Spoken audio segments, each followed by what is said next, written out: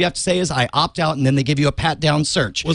And if we all did it, I do that air all the traffic time, would stop. Well, listen. Well, maybe. I don't know. When I just flew here this weekend, I wore the same sweatpants I wore last week to go to L.A. This weekend when I came in, he's like, oh, they just changed the rules this week. Do you want a private screening or do you want us to pat you down out here? And I'm like, what do you mean? He's like, well, do you want us to take you in the back room or do you want us to do it out here? What does it entail? I have to go in your waistband, put my hand down your pants. I'm like, do it out here. And I stood in front of everybody, and he Wait did a minute. it. He was What's like, the alternative? Can I go through a machine? No, the alternative is for him to go in the back room and pat. He's going to put his hands down your pants no matter what? He did, yes.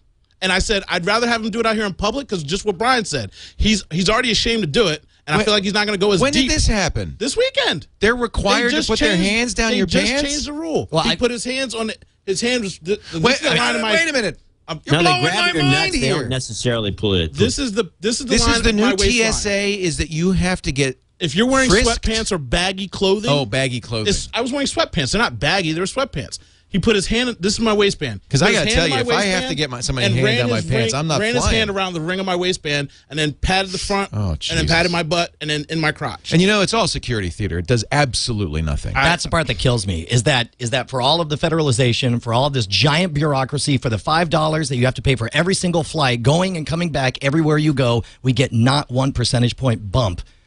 And it in kills security. me. And the guy was embarrassed to do it. He says sorry like 5 times. He's like, I'm sorry. Imagine, excuse me. That does not give them the right to violate our civil rights. Thomas Molman of Missouri City says he was treated like a criminal and claims a TSA officer touched him inappropriately during an invasive pat-down. It happened, he says, at the Fort Lauderdale, Florida airport. Put his hand in between my underwear and my skin, you know, and did a 360 all the way around, touching certain sensitive points in the back and the front. Molman is not alone, and the backlash is growing. Travelers are so fed up, they're taking a stand. On November 24th, the day before Thanksgiving, one of the busiest travel days of the year, passengers are being encouraged to avoid body scanners and participate in National Opt-Out Day. There's even a website promoting it. This is very difficult. I don't know how people can travel anymore because a lot of problems are there. Some pilots' unions are even advising their members to skip the full body scans. The issue has even reportedly led to lawsuits. Visit Infowars.com and PrisonPlanet.com.